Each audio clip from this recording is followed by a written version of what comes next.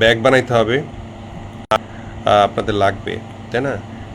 কি কি মেশিন লাগবে, কোন কাজে, কি ধান কাটার মেশিন না অন্য কিছু, এইগুলো আমাকে একটু জানাবেন। আর শফিয়ার ভাই বলছিল যে এটা কারো যদি পার্সোনাল বিজনেস থাকে, তাই না?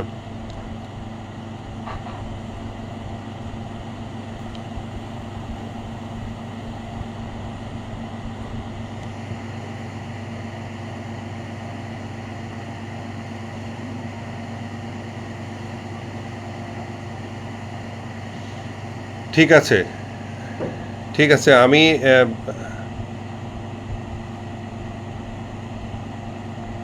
আচ্ছা, আমি আমি আমি আমি যেটা বলছি সেটা আগে শোনেন কথাটা। সেটা হচ্ছে গিয়ে যে মোটামুটি আপনারা যে ব্যবসাটাই করবেন, হ্যাঁ, সেই ব্যবসাটা আমাদের যে রাত 10টা এবং সকাল 10টা আমাদের যে গুগল মিটে যে আলোচনাটা হয়, এই মিটিংয়ে আপনারা এটা আলোচনা করবেন।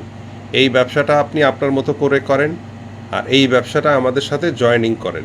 হুম, সেটা আমরাই বলে দিব। ঠিক আছে? টাকাগুলো আপনাদের অ্যাকাউন্টে কিভাবে রাখবেন, ব্যাংকে কিভাবে রাখবেন, তাই না? কীভাবে ব্যাংক অ্যাকাউন্ট করবেন, তাই না?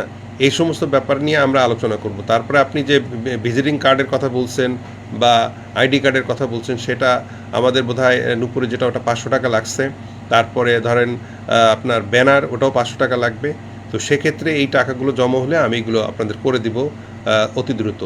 আর সামনের মাসে প্রথম সপ্তাহে যে 100 বৃক্ষরোপণ কর্মসূচি আমাদের দৌলতপুরে হবে, সেইটা সেই দিনই আমরা সবার কাছ থেকে 100 টাকা করে নিয়ে আমরা একটা পিকনিকের মতো আয়োজন করে ফেলবো।